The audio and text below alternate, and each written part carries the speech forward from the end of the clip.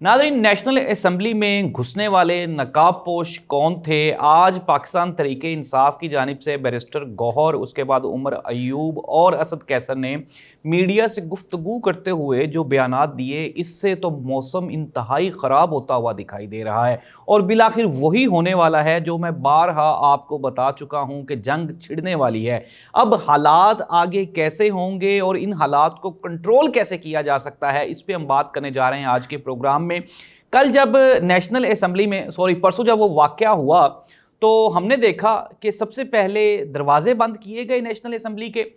Assembly के दरवाजे किसने बंद किए, लाइट्स किसने ऑफ की, और ये जो चाबियां हैं दरवाज़ों की, ये जो नेशनल असम्बली के गार्ड्स हैं उनके अलावा किस किस के पास हैं? ये वो सवालिया निशान हैं जिन्होंने पाकिस्तान की डेमोक्रेसी को पूरे के पूरी दुनिया में रौंद के रख दिया है। नाज़रीन, मैं आपको बताता चलूं कि ये जो आपका पार्लियामेंट होता है, ये जो आपकी नेशनल असम्बली होती है, ये किसी भी डेमोक्रेटिक सिस्टम में सबसे ज़्यादा मोतबर और सुप्रीम होती है। और अगर आप पार्लियामेंट के तशख़्ख़ुस का ख्याल ना कर सकें, उसकी हिफाजत ना कर सकें, तो इट मीन्स दैट कि आपको पार्लियामेंटेरियन कहलाने का कोई हक हासिल नहीं रहता। आज कहने को तो नेशनल असम्बली के जो स्पीकर अय्याज सादिक साहब हैं, उन्होंने जो नेशनल असम्बली के सिक्योरिटी इंचार्ज हैं उनके खिलाफ FIR देने का ऐलान किया, लेकिन मजे की बात यह है कि बैरिस्टर गौहर ने नेशनल असम्बली के फोरम पे खड़े होकर ये कहा, उन्होंने कहा कि हमें तअज्जुब ये है कि नेशनल असम्बली की लाइट्स किसने बंद की, फिर उसके बाद ये जो चाबियां हैं ये एजेंसी के अहलकारों के पास कैसे आई, और फिर उन्होंने कहा कि इस तरह से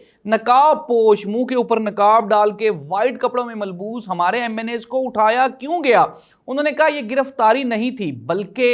ये अगवा था।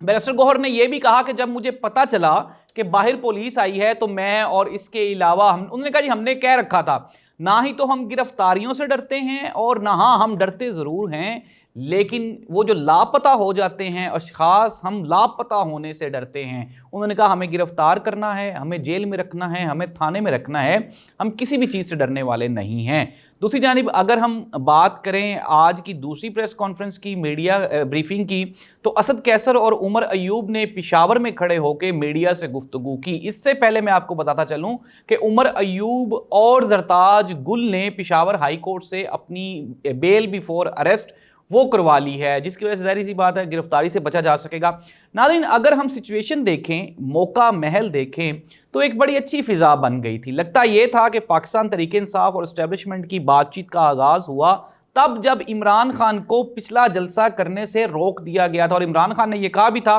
कि मेरी उनसे बातचीत हुई है और हम चाहते हैं कि हम मुल्क को आगे लेके बढ़ें। लेकिन फिर उसके बाद ये जो सारा सानिहा हो गया गुज़श्ता शाम, उसके बाद पाकिस्तान तहरीक इंसाफ ने यह मौक़िफ़ अपनाया है कि हम एस्टेब्लिशमेंट के साथ, नून लीग के साथ या PDM के साथ, किसी के साथ भी बातचीत करने को तैयार नहीं है। लेकिन जाहिर सी बात है कि अगर बातचीत नहीं होगी तो मुल्क आगे कैसे बढ़ेगा, और अगर मुल्क आगे नहीं बढ़ेगा तो ये जो सियासी अदम इस्तेहकाम है ये आहिस्ता आहिस्ता पाकिस्तान में अपनी जड़ें गाड़ता जाएगा, जिससे मुल्क और कौम को शदीद नुकसान होने वाला है। हमने प्रोग्राम के आगाज़ पे आपको बताया था कि ये जो नेशनल असम्बली होती है इसका एक डेकोरम होता है। डेकोरम से मुराद ये है कि यहाँ पे ना ही तो पुलिस दाखिल हो सकती है, इवन कि IG भी बगैर इजाज़त के दाखिल नहीं हो सकता।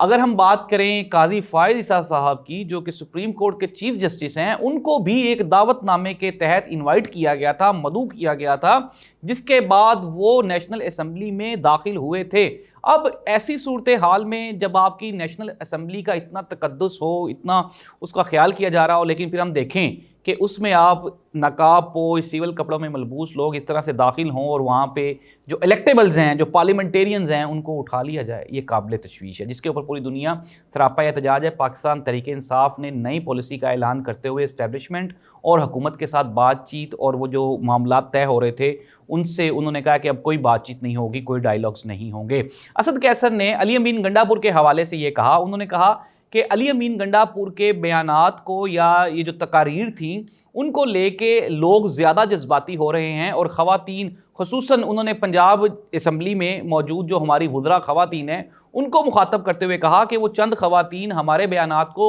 यानी कि मैनिपुलेट कर रही हैं, गलत इस्तेमाल कर रही हैं। उन्होंने कहा कि अली अमीन गंडापुर ने मरियम नवाज साहिबा को मुखातिब होकर कुछ भी नहीं कहा, बल्कि उन्होंने एक स्टेट की वजीर आला को, चाहे वो मेल हो या फीमेल हो, उन्होंने कहा कि अली अमीन गंडापुर अपने बयान पे कायम है और वो ये कहते हैं कि उन्होंने मरियम नवाज साहिबा के बारे में कोई मिस लैंग्वेज यूज़ नहीं की, बल्कि उन्होंने एक स्टेट की वजीर आला को मुखातिब होते हुए, जाहिर सी बात जब आप सीट पर बैठी हैं तो फिर आप मेल या फीमेल तो नहीं ना हो सकती, फिर जो भी आपकी सीट है, आपका ओहदा है, आपको उसके अकॉर्डिंग ही डील किया जाएगा। तो नाज़रीन, ताज़ा तरीन इत्तलात ये हैं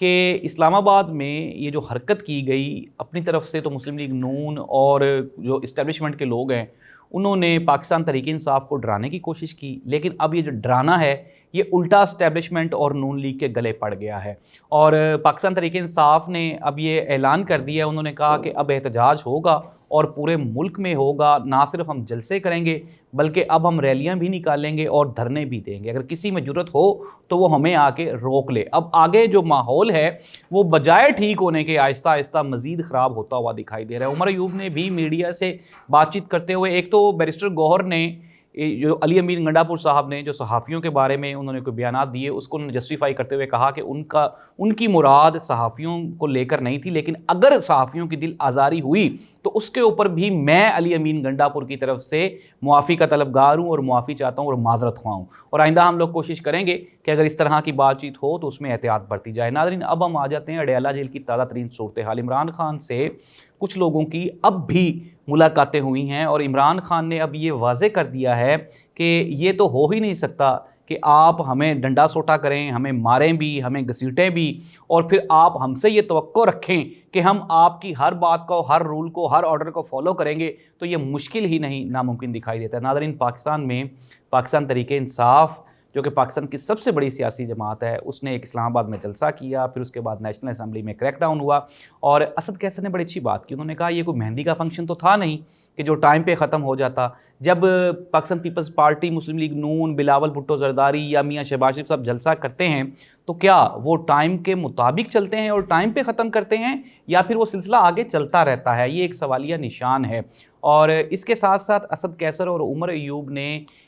आखिर में उन्होंने ये कहा कि जो चीज़ें डेवलपमेंट की तरफ जा रही थी अब वो रुक गई हैं और हम पूरे मुल्क में एहतजाज करेंगे। नाज़रीन, पाकिस्तान में जो सियासी अदम इस्तेहकाम है वो आहिस्ता आहिस्ता बढ़ता जा रहा है। हुकूमत की ये ख्वाहिश है, मुस्लिम लीग नून और PDM की ये ख्वाहिश है कि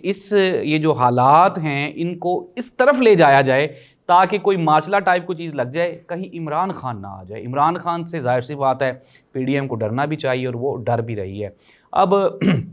प्रोग्राम के इख्तिताम पे हम कंक्लूड कर लेते हैं चीज़ों को कि पाकिस्तान का सियासी माहौल वो आइंदा 24 से 48 घंटों में मज़ीद तेज़ी से तब्दील होता हुआ दिखाई देता है। हुकूमत ने वो जो अमेंडमेंट करनी है, आइनी तरमीम करनी है, जिसमें काजी फ़ाइज़ साहब को एक्सटेंशन देनी है, और अपोजिशन ने उसको रोकने के लिए हर स्टेप पे, हर हद तक जाने का ऐलान कर दिया है। अल्लाह इस मुल्क का हामी और नासिर हो। अल्लाह हाफ़िज़।